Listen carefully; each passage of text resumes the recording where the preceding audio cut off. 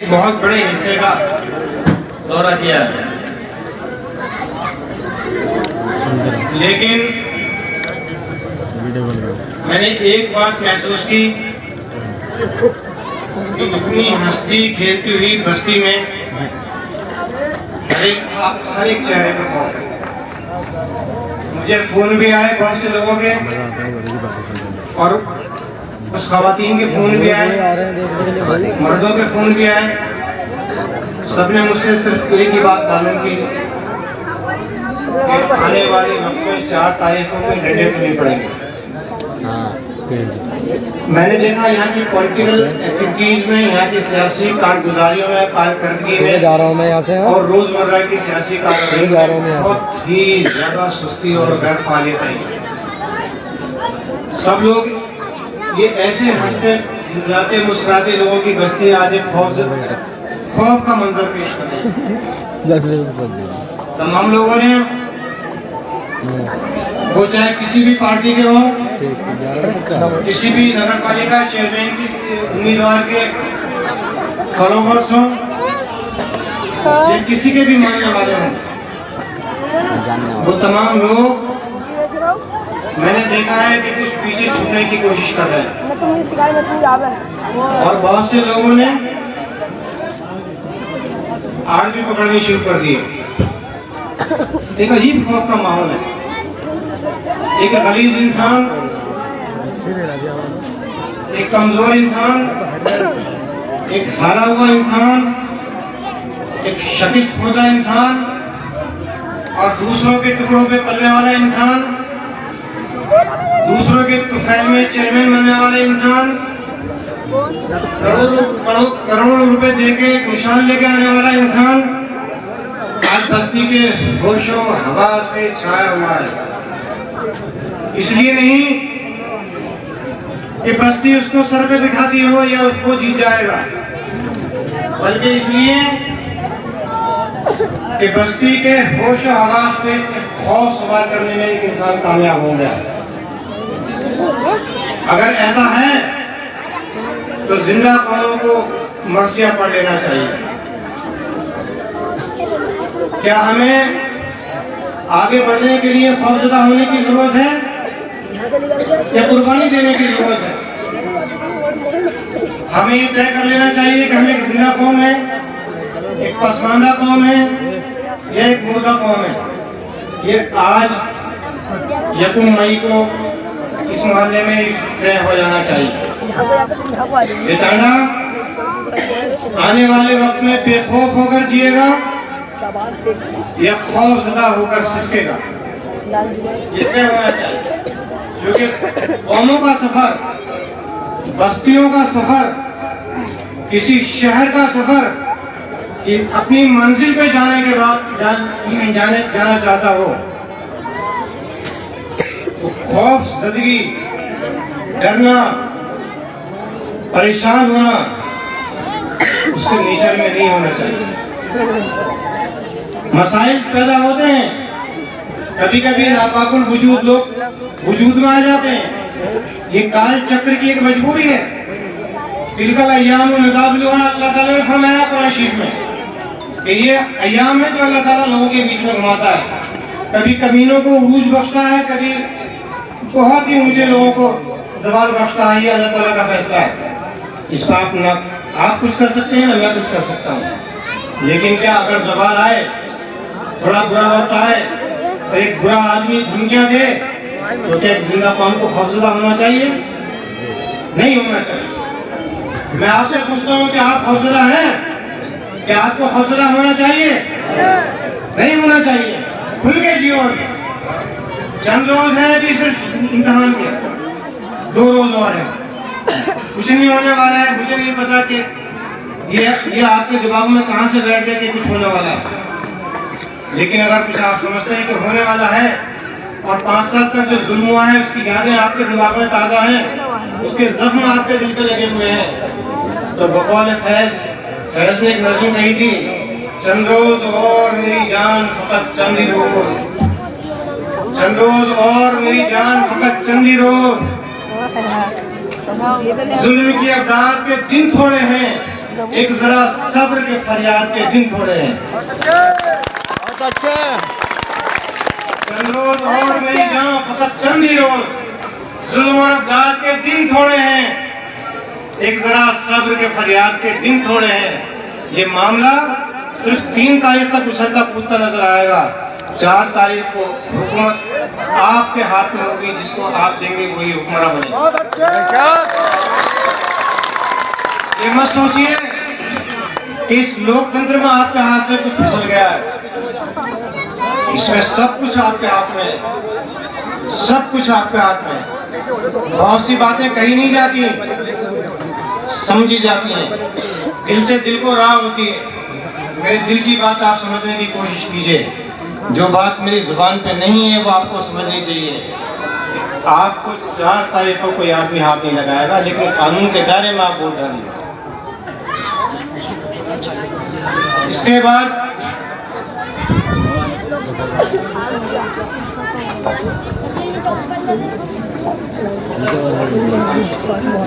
ये सब लोग जानते हैं कि पंखा है, इसके उठाए बगैर भी काम चल जाएगा। ये कोई दूसरा निशान थोड़ी जो लोगों को बार बार बताना पड़े।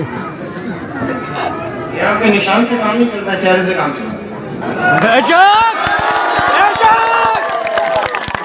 तो चाहिए वो 50,000 रुपए देके हमारा घिसा पिटा लेकर आ गए।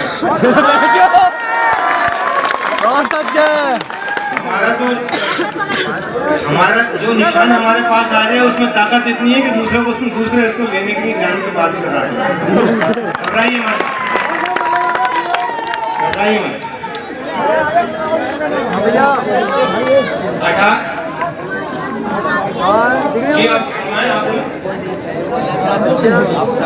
काम पे चलो यार जी। नगर पालिका में बैठते मैं अपनी तमाम बातें कह चुका हूँ तभी का, लेकिन कुछ बातें ऐसी हैं जो मुझे यहाँ दोहरानी है। नगर पालिका में न सिर्फ ये कि खौफ पैदा किया गया, लोगों की बेइज्जती की गई, लोगों को धक्के मार के निकाला गया,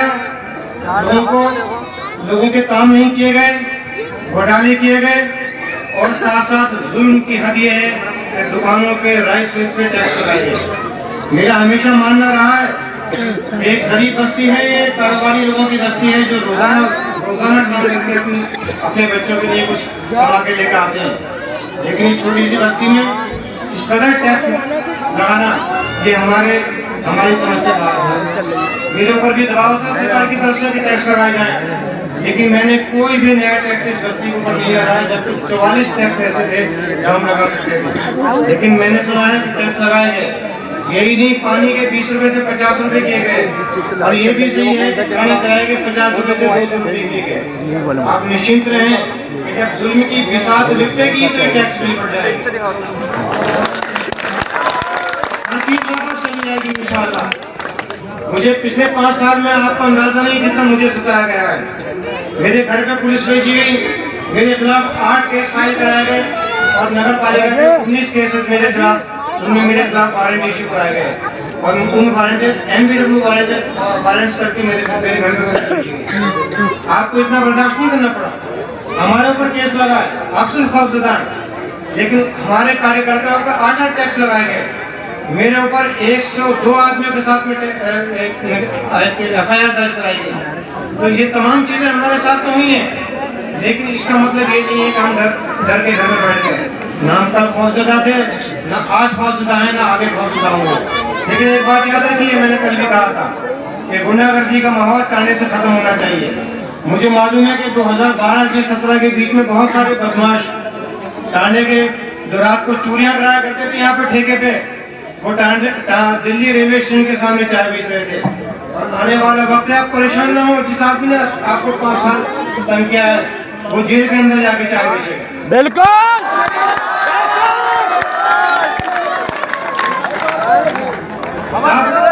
लेकिन एक बात समझने की आप समझिए, एक बुराई से निजात की खातिर हम दूसरी बुराई की तरफ को नहीं बढ़ सकते। क्या ये मुमकिन है?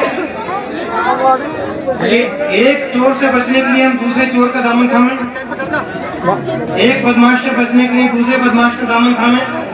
एक ठेकेदार से बचने के लिए दूसरे ठेकेदार का दामन थामे, क्या ये मुमकिन है? क्या ये अक्लमंदी है? लेकिन टांडा में जो नगर पालिका का इलेक्शन जिस तरीके से लड़ा जा रहा है, मैं उससे बहुत ज्यादा मेरे लिए हैरत की और अजनबियत की बात है। और हैरत की इसलिए कि जब मैं 5 साल यहाँ पर नहीं था तो बार बार ये तो कहा गया कि शहाबुद्दीन यहाँ पे नहीं है, भैया तो में नहीं आता है, शादियों में नहीं आता है, ये बार कहा गया।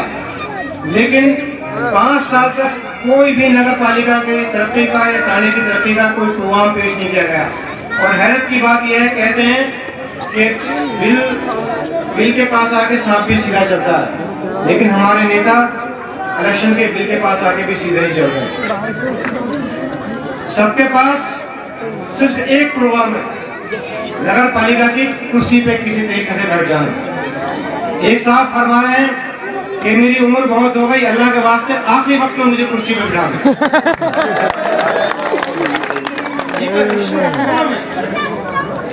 घर में जाके भीख की तरह से कुर्सी मांग रहे हैं आप नगर पालिका की। आप कह रहे हैं बस मेरी उम्र बहुत हो गई है, आखिरी मेरी ये ख्वाहिश पूरी कर दे कि मुझे कुर्सी पे बिठा दे। कुर्सी पे बैठ के क्या करेंगे? पैसे कमाएंगे। बाकी 2 के लोग जो उनके खड़े होते हैं कहते पैसे कमाएंगे, बोर्ड लगा के पैसे कमाएंगे। वो प्रोग्राम है किसी के पास में। दूसरे साहिबान जो चंदे पे इलेक्शन लड़ रहे हैं, ठेके पे नगर पालिका उठाने की तैयारी हो रही है। नगर पालिका ना हुई, राइस मिल हो गई, 5 पार्टनर एक साल एक पार्टनर चलाएगा, दूसरे साल दूसरा पार्टनर, 5 साल 5 पार्टनर चलाएंगे। ये हकीकत है, ये हंसने की बात नहीं है, रोने की बात है। हमारी सियासत इतनी जबान पजीर हो गई कि हमारे यहाँ वो लोग भी अब सियासत में नगर पालिका की कुर्सी पे बैठने का ख्वाब देखने लगे हैं, जिनके पास कोई ख्वाब इस तरह से नहीं है, कोई प्रोग्राम इस तरह से नहीं है। वो लोग नगर पालिका की कुर्सी पे बैठने का ख्वाब देखते हैं। ये हमारी कौमी सियासत का जबान है, ये उरूज नहीं है। बहुत सारे लोग रिश्तेदारियों की बुनियाद पे, कबीले की बुनियाद पे, ताल्लुकात की बुनियाद पे, इन तमाम बुनियादों पे बहुत सारे लोग इलेक्शन लड़ रहे हैं और लड़ा रहे हैं। लेकिन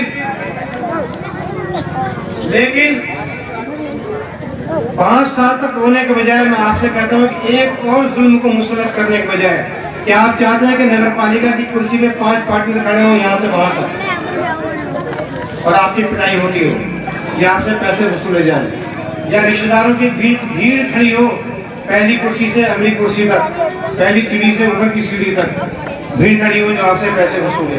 क्या नगर पालिका इसलिए बनी है? हमेशा याद रखें आप कि लीडर में और नेता में एक फर्क होता है।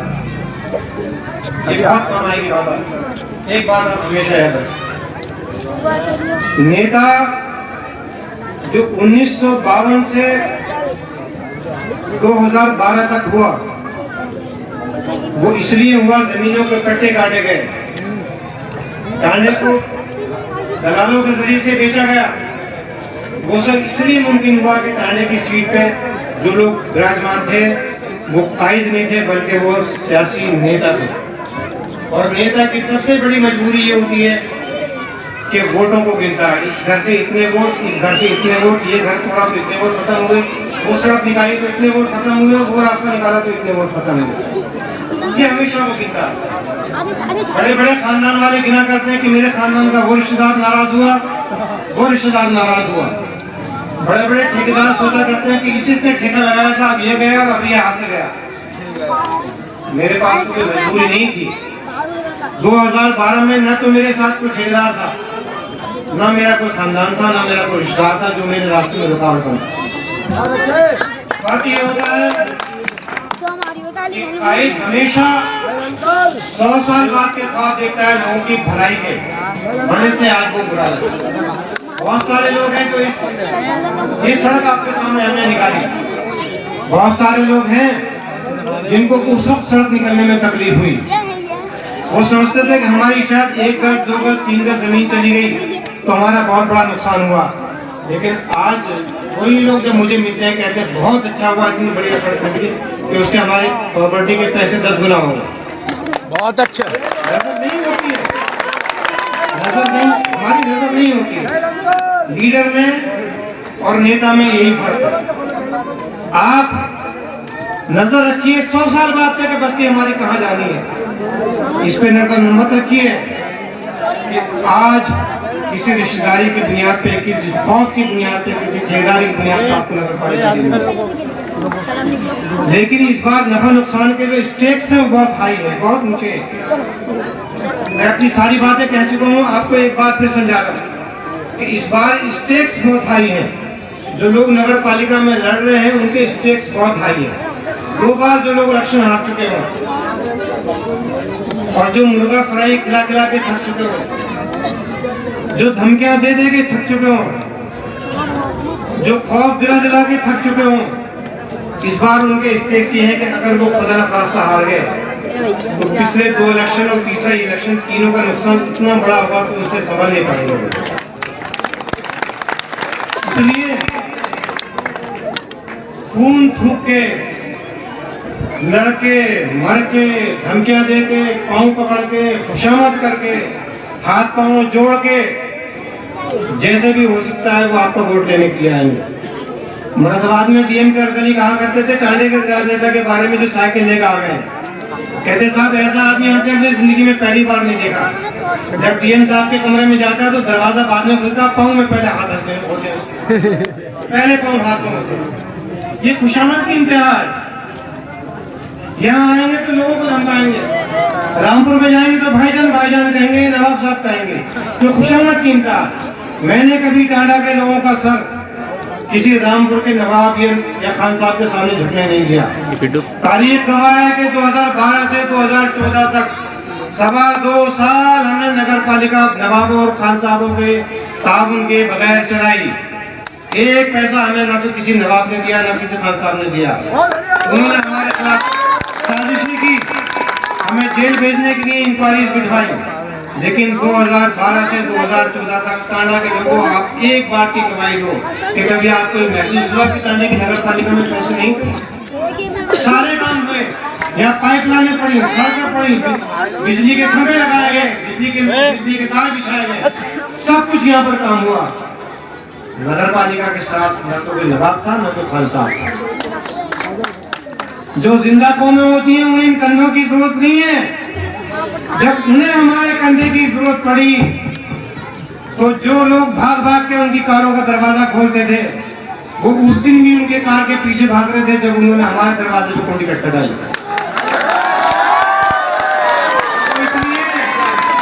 इसलिए नहीं कि शहाबुद्दीन के अंदर कोई खास बात थी, मेरे अंदर कोई सुखाब के पर नहीं थे। एक छोटी सी जान थी और वो भी हथेली पर रखी हुई। मेरे पास सिर्फ आप लोगों का इत्तेहाद था, जिसकी वजह से रामपुर का एक वजीर जो यूपी का सबसे बड़ा वजीर था हमारे दरवाजे पे झुकने के लिए आया। आप खाते जमा रखें, आप खाते जमा रखें।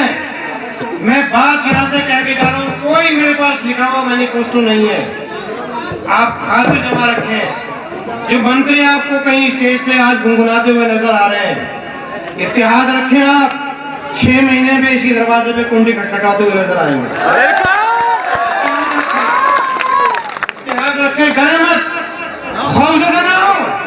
ये डंडे, ये लाठियां, ये धमकियां, ये खौफ करने की बातें उनके लिए होती है जो मुर्दा कौम होती है। जिंदा कौमों की तरह से जिए। अगर जिंदा कौमों की तरह से जिएंगे तो उम्मत यहाँ पे झुकेगी, और अगर मुर्दा कौमों की तरह से जिएंगे तो नवाब के दरवाजे पे नासिया फरसाई करेंगे या भाई साहब की कार का दरवाजा खोलेंगे। कोई किसी भी पार्टी का हमें खौफजदा होने की जरूरत नहीं है। आप मुत्तहिद रहिए, आने वाला रोशन मुस्तकबिल आपका इंतजार कर रहा है। 2 कॉलेज बने हैं और 2 कॉलेज और बनेंगे। लिख के जाइए यहाँ पे। मैंने कोई मैनिफेस्टो नहीं दिया। आज का दौर सोशल मीडिया का दौर है। ईदगाह के मामले में मैंने थाने में तकरीर की थी, भाई लोग अभी तक मुझे सुनाते हैं बार बार कि ये कहा था आपने। मैं मुकरता नहीं हूँ, हाँ मैंने कहा था, लेकिन कहा क्यों था वो बात आगे पीछे की तकरीर में है। एक बड़े होने की हैसियत से तंबीह करना मेरा काम है। रिकॉर्ड कीजिए आप। मैंने कहा है कि अगले 5 साल में आपको 2 कॉलेज और दिखाई देंगे। सर आप लोग बोले तो सही कि वो कॉलेज स्कूटी साइकिल पर रख के कहाँ से लेकर आए? बताया। मैं जब बाबा में 2012 में कहता था विकास हम करेंगे, हमें पता था कहाँ से करेंगे। 2014 तक हमारा दाखिला बन था नगर विकास मंत्रालय के सेक्रेटरीट में आजम खान की तरफ से हमारा दाखिला बन था। हमारी पर्ची अंदर जाने की नहीं बनती थी, लेकिन टाणा में किसी एक दिन भी ये एहसास नहीं हुआ कि उनका चेयरमैन आजम खान से मैं हालात जिनमें हमने विकास हमें जरूरत नहीं कि आजम खान की, उनको दो की तो हमारे पास है। अब भी मैं यही कहता हूँ, आप मुझे रहिए, कुछ नहीं बदला है जमाने में, चेहरे बदल गए। चेहरों से डरने की आपको जरूरत नहीं।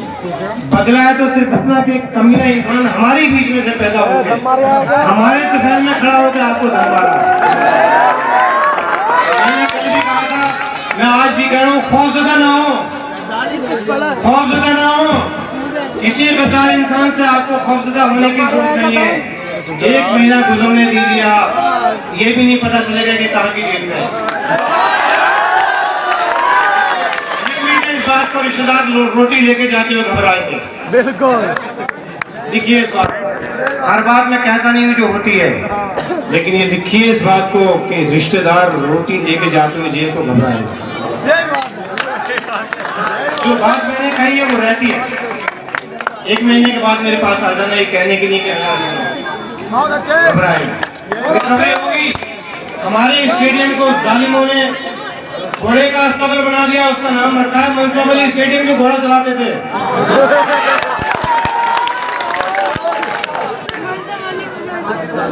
फारसी की कहावत है, फिक्र हरकत बकदर हिम्मत है वो, कि हर इंसान की फिक्र की सोच की उड़ान वहीं तक होती है जितनी उसकी हिम्मत होती है। कबूतर बाज बा बाज उलट हम जिन्स परवाज। हर नस्ल अपनी नस्ल के परिंदे के साथ भी उड़ती है। कमीना कमीने के साथ जाता है, जलील के साथ जाता है, और शेर के साथ जाता है। आते जमा रखिए, हिम्मत रखिए। उसने अस्तबल बनाया है इसलिए कि उसने अपने घर में छोटा सा अस्तबल देखा था, उसने बड़ा अस्तबल बना दिया। मैं किसी कारोबार की बुराई नहीं कर रहा हूँ। काबिल एहतराम है वो लोग जो मेहनत के साथ में कमाते हैं, चाहे घोड़े पे कमाते हो चाहे बकरे पे, लेकिन जिस आदमी की जितनी सोच होती है वो इतना ही चलता है। अंग्रेजी की कहावत है, birds of the same flock fly together. हर नस्ल की चीज अपनी नस्ल के साथ खुश रहती है। वो धमकी देने वालों के पास खुश है। साइकिल वाला टूटी साइकिल पे खुश है, भले से साइकिल पंचर हो गई। और दूसरा जो बेनामो निशानी खुश है, पंजाबी टूट गया उधर से भी गए। भला कोई अकलमंदी की बात थी कि कहीं से एक फूटे से तो बंधे हुए थे। आप सियासी बसीरत देखें, जिसको 6 महीने बाद नजर नहीं आया वो 6 साल के बाद की क्या सोचे। सियासी बसीरत यह है कि जब साइकिल टूटी तो हजरत मद्दज़िल्लाहुल आली अपना पंजा छोड़ के, नवाबों की दहलीज छोड़ के टूटी हुई साइकिल पे जाने के लिए अब्दुल्ला के साथ बैठ गए। ये देखते थे वो जेल जा रहा है, वो जेल से निकल के आया है। अकल से सोचो, कोई आदमी ऐसा जिसकी पार्टी डूब रही हो, जो खुद डूब रहा हो, जो खुद जेल के धाने से निकल के आया हो, दूसरी बार जेल जाने की तैयारी हो रही हो, कोई होशमंद आदमी ऐसा है, कोई अकल से सोचने वाला इंसान ऐसा है जो धड़ से जैसे कूद के उस पार्टी को पकड़ लेगा। मैं बुराई नहीं करता हूँ किसी पार्टी की, सब अच्छे हैं जब वो हमारे काम आए, लेकिन जब वो डूबे तो टांडे के किसी काम के, किस काम के। मेरे टांडे के दोस्तों, एक बात हमेशा याद रखना कि तुम्हें सियासी इश्क करने की जरूरत नहीं। हमारे पास गुंजाइश नहीं है, हम इतने पीछे एक सियासी मोहब्बतें किससे करें, सियासी इश्क किससे करें। न तो किसी फर्द से, न किसी इंडिविजुअल से, न किसी सियासी पार्टी से। जो टांडे का भला करे वो आपकी पार्टी, जो टांडे का भला करे वो आपका लीडर है। हमेशा एक फार्मूला याद रखना, मुझे इश्क है तो टांडे से, मुझे मोहब्बत है तो टांडे से। इसका मतलब ये नहीं कि अगर मैं 4 साल तक टांडे में नहीं था तो वो चीज कम थी। जो टांडे में थे वो क्या कर रहे थे? आप यहाँ पर रहते हुए हमेशा बोलते थे गौरी अगर होता तो ये काम करता, वो क्यों नहीं था? तो भाई आप क्या कर रहे थे यहाँ पर रहते हुए? थे गौरी होता तो करता, इसका मतलब आपके बस की बात उस वक्त में भी नहीं थी। अब आपने सियासी तौर पे गलत फैसले लिए, आप उस किश्ती में सवार हो गए जो डूब रही थी। डूबती हुई किश्ती में बैठने वाला लीडर भी डूबेगा, और जो खुद डूब रहा हो मेरे भाई, वो टांडे के नैया कैसे पार लगाएगा? आप कुछ मत सोचें, कौन सा सबक हमें पढ़ा रहे हैं सियासत का? ये कौन से रास्ते हमें दिखा रहे हैं? ये किस रास्ते पे हमें लेके जा रहे हैं? अपनी मोहब्बत में पैसों के बलबूते पे, खानदानी कबीलाई रिश्तेदारियों के बलबूते पे हमें किस रास्ते पे लेके जा रहे हैं? ये कोई रास्ता है जो उनकी गली में जाके हमें छोड़ दे? कल को बोल देंगे हम क्या करें, 5 साल के बाद सरकारी हमारी नीति होती तो अल्लाह की कसम इतना विकास होता कि टांडे में खुद मेयर बना देते। एक साहब ने आपसे 20 साल पहले अपने मैनिफेस्टो में लिखा था कि हवाई अड्डा लिखा था। एक साहब ने लिखा था हवाई अड्डा बनाएंगे। ऐसी हवाई छोड़ेंगे फिर आप सोचने के बाद क्या हवाई अड्डा तो यहाँ पे बन जाता? हम लोग तो धोराबाद वाले को यही बनवा लेना था अगर सरकार होती तो। एक साहब मुझसे बोल रहे थे कि चेयरमैन साहब आप तो बेकार कोशिश कर रहे हो, खामखा रेलवे स्टेशन तक सड़क बनाने की कोशिश कर रहे हो। मैंने कहा था रेलवे स्टेशन तक सड़क बनाएंगे हम यहाँ। ये जो 16 किलोमीटर है इसको 5 किलोमीटर करेंगे। तो नेताजी मुझसे कहने लगे बैठे हुए कि आप खामखा वहां पे कोशिश कर रहे हो, अगर हमारी सरकार होती तो हम रेलवे लाइन यहाँ से चला देते। बहुत अच्छा है, अगर सरकार होती तो चला देते, नहीं होती तो साइकिल नहीं चलती। सरकार होती तो रेलवे लाइन चला देते, हमको मना कर। लेकिन ना तो हमारी सरकार है, ना हमारी रेलवे लाइन है, ना साइकिल है। हम तो कह रहे हैं भाइयों, रेलवे लाइन यहाँ चला नहीं सकते, रेलवे स्टेशन यहाँ बना नहीं सकते, लेकिन रेलवे स्टेशन से जो टालने का फासला है उसको कम कर सकते हैं, वो हम कम कर देंगे इंशाल्लाह। 2017 में हमने कहा था आप आराम से साइकिल से जाना, रेलवे स्टेशन पहुंच जाना, सामान उठाना रेलवे स्टेशन से यहाँ लेकर आ जाना। घोड़ा हमारे लिए हमारे मोहल्ले वाला तैयार कर रखेगा जिसने अस्तबल बनाया।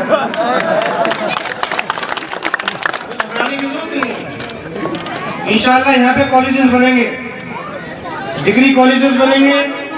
एक मसला यहाँ के सिलाट हाउस का, एक साहब मुझे इसी मोहल्ले में मिले, बड़े गुस्से में कहने लगे आज संभल का गोश्त तुम्हारी वजह से खाना पड़ रहा है। मैंने पूछा भाई मेरी वजह से कैसे? कहते ना तुम सिलाट हाउस बंद करते और न संभल का गोश्त खाना पड़ता। मैंने कहा भाई आपको मालूम है सिलाट हाउस किस जमाने में बंद हुआ है? सिलाट हाउस किस जमाने में बंद हुआ है? जो कुरैशी बिरादरी के लोग यहाँ पर खड़े हों तो वो बताएंगे। 1988 में सुप्रीम कोर्ट की रूलिंग के बाद में तकरीबन 1990-91 में सिलाट हाउस बंद हो गया। उस टाइम तक तो मेरे पुरखों को भी पता नहीं थी कि मैं चेयरमैन बन जाऊंगा।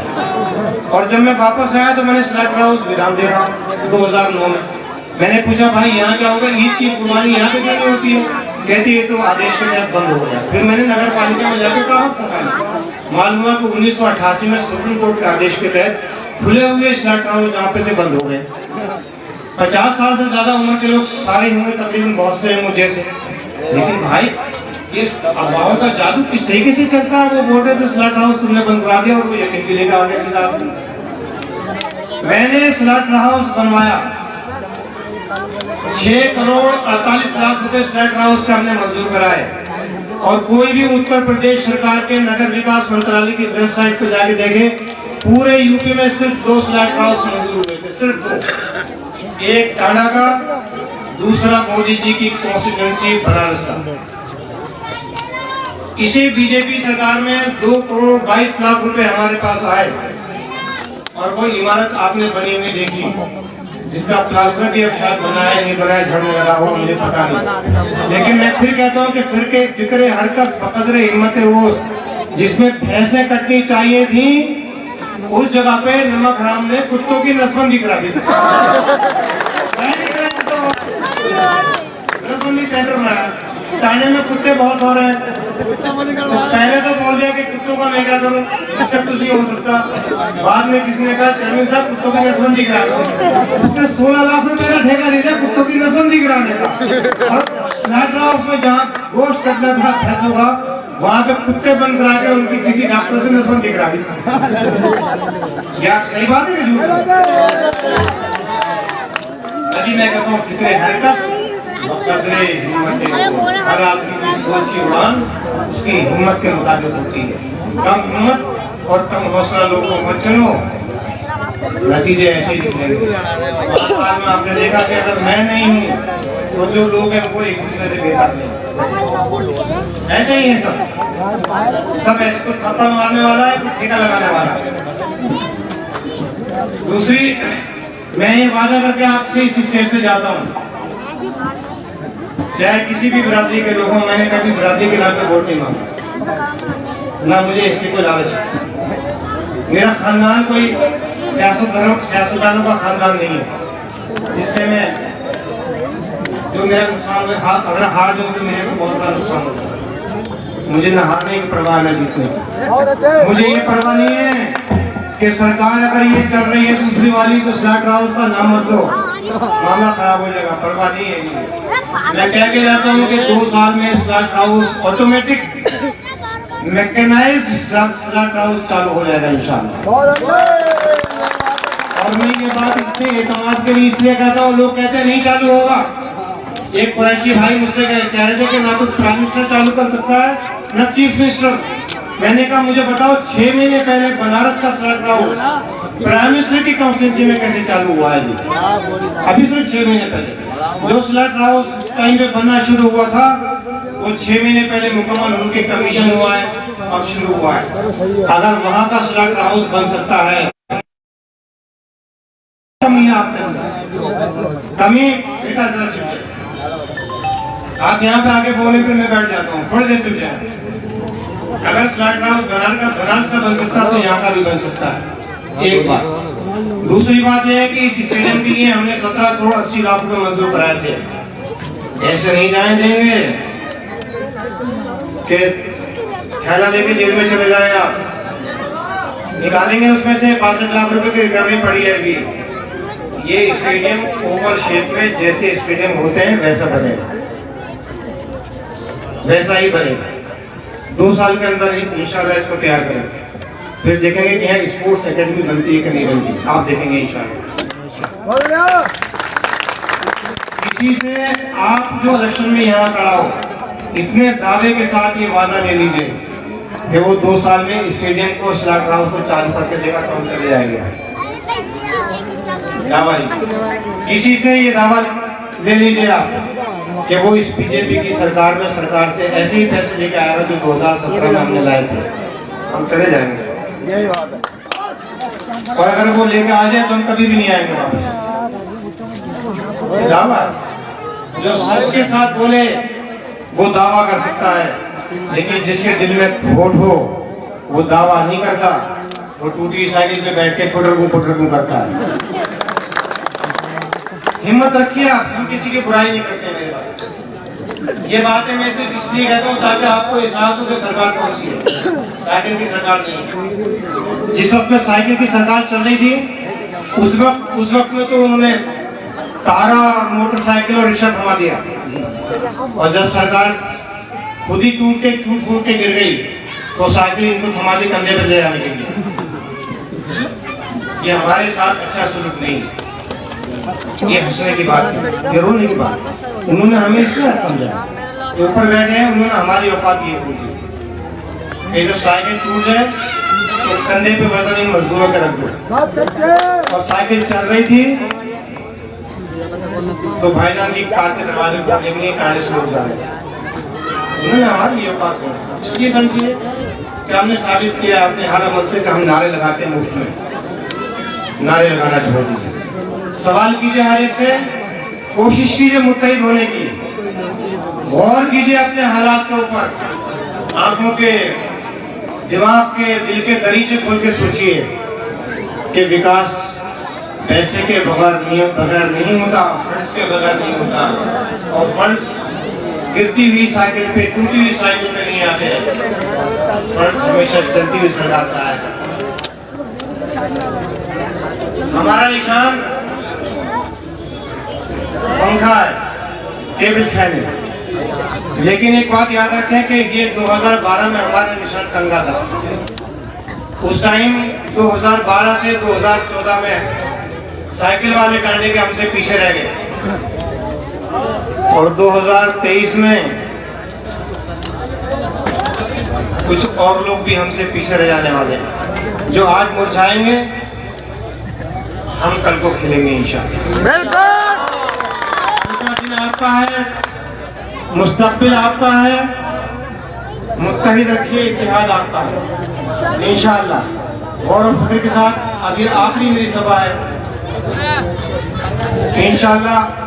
आखिरी सभा में मैं सिर्फ आपको गौर और फिक्र के लिए ये सवाल देके जा रहा हूँ कि इत्तेहाद के साथ में अगर आप रहेंगे तो फंड्स कहाँ से आएंगे, और अगर आप इत्तेहाद के साथ में रिश्तेदारी की बुनियाद पर बात करें तो फंड कैसे आएगा। अल्लाह हाफिज़। अस्सलाम वालेकुम।